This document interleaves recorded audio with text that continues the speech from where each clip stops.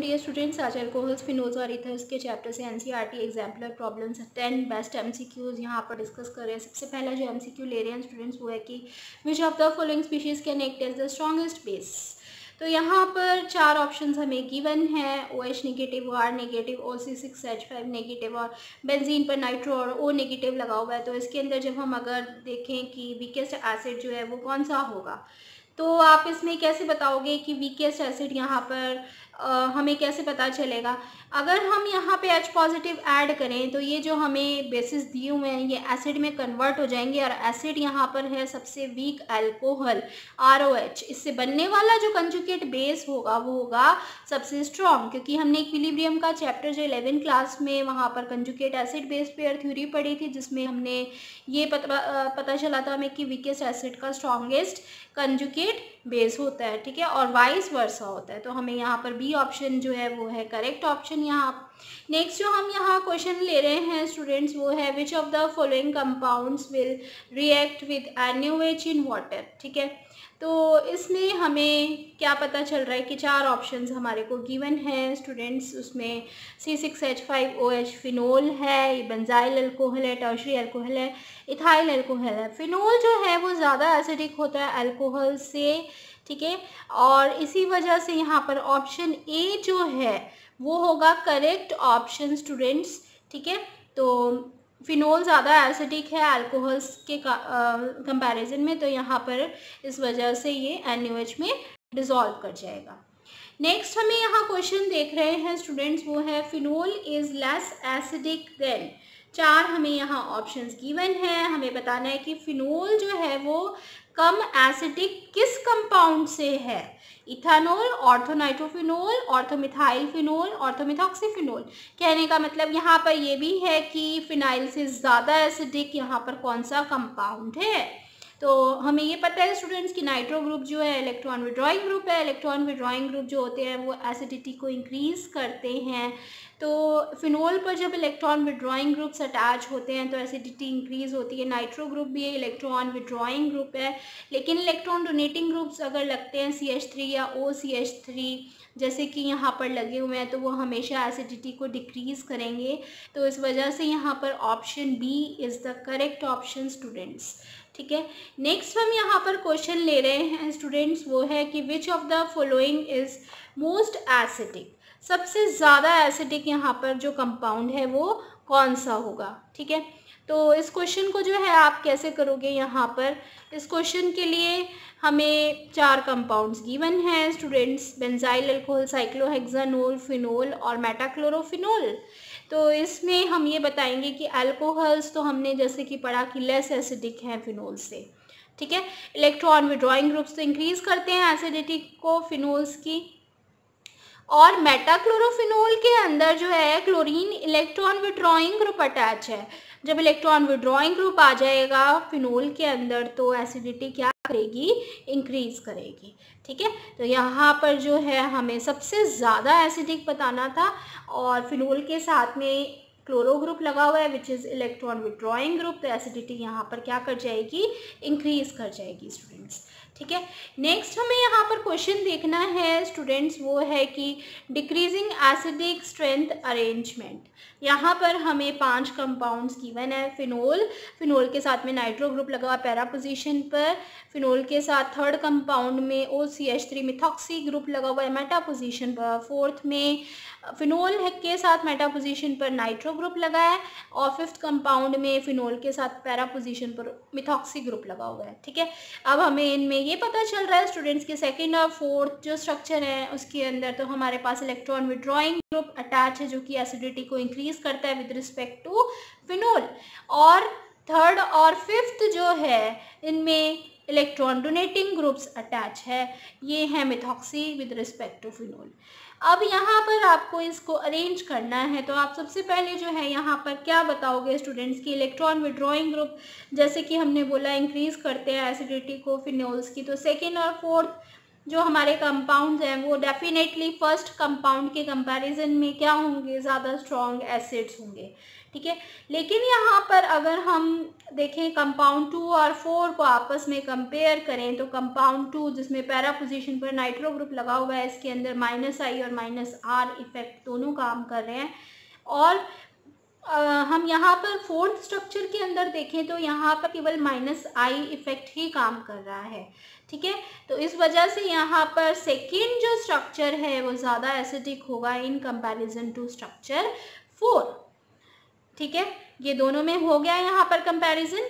अब यहाँ पर हम कंपेयर करेंगे स्टूडेंट्स इलेक्ट्रॉन डोनेटिंग ग्रुप जो कि डिक्रीज करते हैं एसिडिटी ऑफ फिनोल में। तो थर्ड और फिफ्थ कंपाउंड में OCH3 ग्रुप जो है वो मेटा पोजीशन पर लगा हुआ है।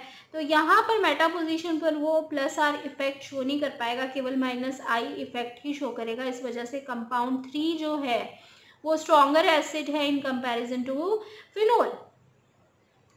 अगर हम देखें यहाँ पर पैरा पोजीशन पे मिथॉक्सी ग्रुप आ जाता है तो वो +R इफेक्ट शो करता है स्टूडेंट्स, जिसकी वजह से यहाँ पर ये हमारा फिफ्थ स्ट्रक्चर पैरामिथॉक्सी फिनोल जो है वो वीकर एसिड होगा इन कंपैरिजन टू स्ट्रक्चर 1। तो ओवरऑल अब हम इसको डिक्रीजिंग एसिडिक स्ट्रेंथ में अरेंज कर सकते हैं, जिसमें सेकेंड जो हमारा कंपाउंड है फिनोल की विद रिस्पेक्ट नाइट्रो ग्रुप लगा हुआ है, इस कंपाउंड की एसिडिटी सबसे ज़्यादा होगी, इसको सबसे पहले रखोगे आप, ठीक है। तो हमारा बी ऑप्शन में सेकेंड स्ट्रक्चर सबसे पहले आएगा।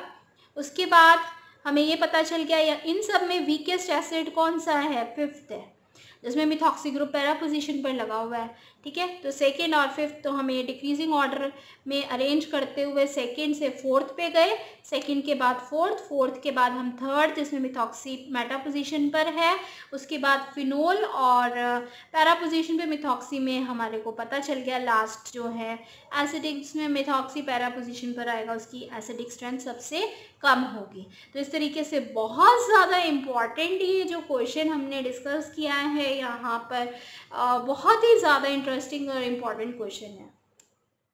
नेक्स्ट यहाँ पर क्वेश्चन गिवन है students increasing order of reactivity of the following compounds with HBr और HCl। तो यहाँ पर 3 कंपाउंड्स हमें गिवन है। बेंजीन के ऊपर CH2OH है, सेकंड कंपाउंड में बेंजीन के ऊपर CH2OH है, पैरा पोजीशन में नाइट्रो ग्रुप लगा हुआ है, थर्ड में बेंजीन के ऊपर CH2OH है, पैरा पोजीशन में क्लोरो ग्रुप लगा हुआ है। तो तीनों कंपाउंड्स की हमें यहाँ पर रिएक्टिविटी को अरेंज करना है विद रिस्पेक्ट टू HBr और HCl, ठीक है। तो अब इसको यहाँ पर कैसे अरेंज करेंगे, हमें पहले तो ये बात पता चल रही है स्टूडेंट्स के सारे बेंजाइल अल्कोहल्स हैं, ठीक है।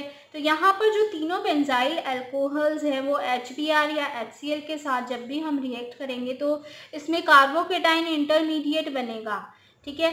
और हमें ये भी पता है कि जितना ज़्यादा स्टेबल कार्बोकेटाइन होगा उतनी ही ज़्यादा रिएक्टिविटी होगी। अल्कोहल की इलेक्ट्रॉन विड्रॉइंग ग्रुप्स जो है नाइट्रो और क्लोरो वो क्या करते हैं, कार्बोकेटाइन की स्टेबिलिटी को डिक्रीज करते हैं, ठीक है। तो नाइट्रो ग्रुप जो है स्ट्रॉन्ग इलेक्ट्रॉन विड्रॉइंग ग्रुप है in comparison two chloro.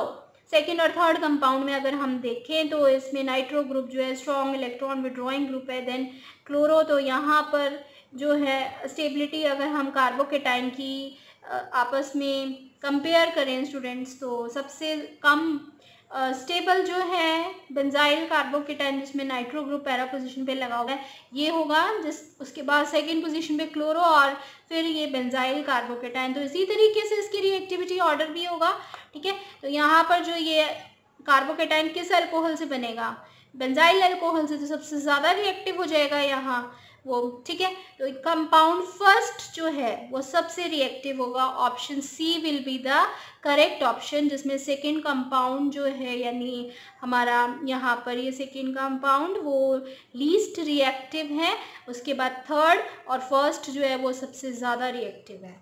Next हमें यहाँ क्वेश्चन लेना है students, arrange the following compounds in increasing order of boiling point. Boiling point के अकॉर्डिंग हमें यहाँ पर इनको अरेंज करना है, ठीक है। हमारे कंपाउंड्स क्या हैं उसी के हिसाब से हमें यहाँ पे चारों ऑप्शंस दी हुई हैं। कंपाउंड्स हैं प्रोपेन 1 ओल, ब्यूटेन 1 ओल, ब्यूटेन 2 ओल और पेंटेन 1 ओल, ठीक है।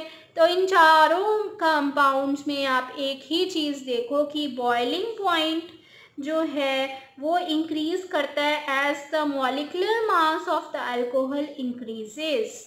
अब हमारे पास यहाँ पर जो आइसोमेरिक अल्कोहल्स हैं उनमें प्राइमरी अल्कोहल्स का हमेशा हायर बॉइलिंग पॉइंट होगा देन सेकेंडरी अल्कोहल्स, ठीक है। और इस वजह से अगर हम बॉइलिंग पॉइंट को यहाँ पर अरेंज करते हैं तो हमें क्या ऑर्डर यहाँ मिल रहा है स्टूडेंट्स, प्रोपेन 1 ओल जो है इसका बॉइलिंग पॉइंट सबसे कम होगा, ठीक है। फिर ब्यूटेन 2 ओल, ब्यूटेन 1 ओल एंड देन पेंटेन 1 ओल। तो ये तो इंक्रीजिंग मॉलिक्यूलर मास में हो गया। और ये दो जो आइसोमर्स हैं हमारे पास में, तो इन दोनों आइसोमेरिक फॉर्म्स में आपको देखना है कि प्राइमरी और सेकेंडरी कौन सा अल्कोहल है। इस तरह से हमने इनको अरेंज करा। ऑप्शन ए जो है यहाँ पर हो गया करेक्ट ऑप्शन। नेक्स्ट जो क्वेश्चन हमें लेना है स्टूडेंट्स, वो क्वेश्चन है कि अगर हमें मोनोक्लोरिनेशन करना है टॉल्वीन का, यानी कि बेंजीन पे CH3 लगा हुआ है और मोनोक्लोरिनेशन हमें करना है, Cl ऐड करना है in the presence of sunlight और उसके बाद हाइड्रोलाइसिस करना है एक्वस NaOH के साथ में, तो हमें चारों ऑप्शन में से यहाँ पर कौन सी ऑप्शन मिलेगी स्टूडेंट्स, ऑर्थोक्रिसॉल, मेटाक्रिसॉल, 2,4-डाईहाइड्रोक्सीटोल्वीन, बेंजाइल अल्कोहल। चारों ऑप्शंस में से यहाँ पर करेक्ट ऑप्शन कौन सा होगा। एक तो बात याद रखें कि जब भी हम मोनोक्लोरिनेशन करेंगे टॉल्वीन का तो बेंजीन के ऊपर जो CH3 लगा है वो CH3 में ही एक हाइड्रोजन Cl से रिप्लेस होकर CH2Cl ग्रुप में कन्वर्ट हो जाएगा और फिर जब हम हाइड्रोलाइसिस करेंगे स्टूडेंट्स तो CH2Cl जो बेंजीन पर आया वो सब्स्टिट्यूट हो जाएगा CH2OH से। तो यहाँ पर डी ऑप्शन जो होगा वो होगा correct option students, option D. Next हमें यहाँ पर क्वेश्चन देख रहे हैं स्टूडेंट्स, वो है कि हमारे को बताना है कितने अल्कोहल्स मॉलिक्यूलर फॉर्मूला है C4H10O, ऐसे कितने अल्कोहल्स इस मॉलिक्यूलर फॉर्मूला के साथ में बनेंगे जो अपनी कायरल नेचर शो करते हैं। कायरल हमें पता है जिस कार्बन एटम से चारों ग्रुप्स जो हैं वो डिफरेंट लगे हुए हों उसको कायरल कार्बन बोलते हैं। तो ये मॉलिक्यूल जो है कायरल है, C4H10O है, तो एक ही ऐसा अल्कोहल बनेगा इस मॉलिक्यूलर फॉर्मूला से।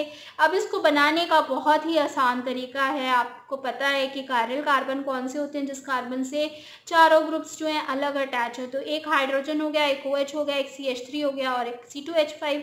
आप काउंट करके देख लो, ये बन रहा है C4H10O। तो केवल एक अल्कोहल ही ऐसा बनेगा। Option A will be the correct option students. Next हमें यहाँ पर क्वेश्चन देख रहे हैं स्टूडेंट्स, इस क्वेश्चन के अंदर हमें यहाँ पर विच of the following compound is aromatic in nature.